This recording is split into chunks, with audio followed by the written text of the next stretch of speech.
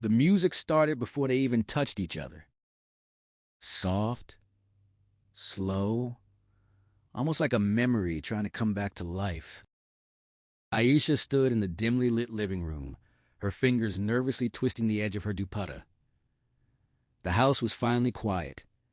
No toys scattered across the floor, no cartoons echoing from the TV, no tiny footsteps running from room to room.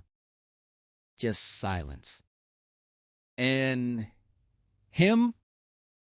Zane leaned against the wall, watching her the way he used to years ago, before responsibilities, before sleepless nights, before life became more about survival than love. "Do you remember how we used to dance?" he asked gently. Aisha smiled, but it didn't reach her eyes. That was a different life. No. He stepped closer, his voice soft but firm.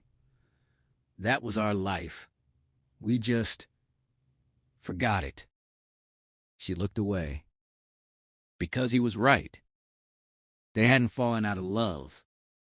They had simply gotten lost inside parenthood. Their story wasn't unusual. It began with passion, laughter, and late-night conversations that felt endless. Back then, they would dance anywhere. Weddings, empty streets, even in this very living room with no music playing. Then came marriage. Then came responsibility. Then came their daughter, Noor. And everything changed. Not in a bad way, but in a consuming way. The first challenge came quietly. Sleep deprivation. Endless crying. Feeding schedules. Doctor visits. Aisha became Ami before she could still be Aisha. Zayn became Abu before he could still be Zayn.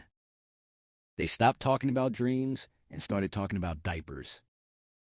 They stopped dancing and started counting hours of sleep. They stopped seeing each other and started only seeing their roles. "I'm tired," Aisha whispered one night, sitting on the edge of the bed. Zayn nodded. "Me too." But they didn't say anything more. Because how do you explain a tiredness that isn't just physical? How do you say, "I miss you," when the person is right in front of you? Months turned into years. Their love didn't disappear. It just became silent, hidden under responsibilities, buried beneath routine. They were good parents, but they were slowly forgetting how to be partners. The second challenge came harder. Misunderstandings. "Tum hi fark hai nahi pata," Aisha snapped one evening after a long day. Zayn frowned. "Main sab kuch kara hoon." और क्या करूं? बस ये मत कहो कि तुम कर रहे हो. हम कर रहे हैं. ये सिर्फ मेरा काम नहीं है. The room filled with tension. Words they didn't mean. Silence that lasted longer than it should. It wasn't anger. It was exhaustion mixed with unspoken pain. Aisha felt unseen. Zayn felt unappreciated. Both were hurting, but neither knew how to say it without sounding like blame. The third challenge was the most dangerous. Distance. Not physical. Emotional. They stopped laughing together. Stopped sharing little moments.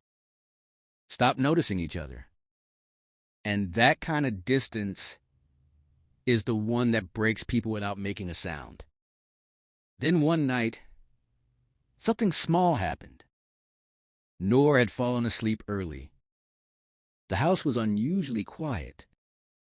Aisha sat scrolling through her phone when an old video popped up. It was them. Dancing. Laughing. Carefree. She watched it again. And again. Tears slowly filled her eyes. Because she realized something painful. They didn't lose love. They stopped making space for it. That same night, Zayn walked in and saw her crying. "What happened?" She showed him the video. For a moment, he just stared at it. Then at her. "I miss us," she whispered. That was the first honest sentence spoken between them in a long time. And that's where everything began to change. Not magically, not instantly, but intentionally. The next evening, Zane did something unexpected. He cleared the living room, moved the table aside, turned off the harsh lights, and left only a warm lamp glowing. Then he played music, the same song from their old video. Aisha walked in, confused. "What are you doing?" He held out his hand. "Mommy and Daddy time," he said with a soft smile. "Part 2. She laughed slightly. "Zane, I'm tired." "I know," he said. "So am I. That's why we need this." She hesitated. Because dancing felt unnecessary, almost childish. But somewhere deep inside, a part of her wanted to say yes. The part that missed him. The part that missed herself. Slowly, she placed her hand in his. At first, it felt awkward. Their steps didn't match. They bumped into each other. They laughed nervously. But then, something shifted. The music filled the room. Their movements softened. Their eyes met. And for the first time in years, they weren't just parents. They were two people who fell in love. As they danced, memories came flooding back. Late-night chai. Rain walks. Inside jokes. Promises. Dreams. Everything they thought was lost was still there. Just waiting. Aisha rested her head on his shoulder. "I thought we were gone," she whispered. Zane tightened his grip gently. "No," he said. "We were just paused." That night didn't fix everything. But it started something powerful. They made a rule. No matter how busy life got, no matter how tired they felt, they would take out time for each other, even if it was just 10 minutes. Some days it was dancing. Some days just sitting together in silence. Some days sharing tea. Some days laughing over nothing. Parenthood didn't become easier. Noor still cried. Bill still came. Life was still demanding. But something had changed. They stopped seeing love as something automatic and started treating it as something that needed care. The challenges didn't disappear. But now they faced them together. Not as Ami and Abu, but as Aisha and Zayn. One evening, Noor woke up unexpectedly and walked into the living room. She saw them dancing. She tilted her head. "Ami." "Abu, आप क्या कर रहे हो?" Aisha smiled and pulled her closer. "Yay, mommy and daddy time hai?" Noor giggled. "Main bhi karun?" Zayn laughed. "Bilkul." And just like that, their love became something their daughter could see. Learn from. Feel.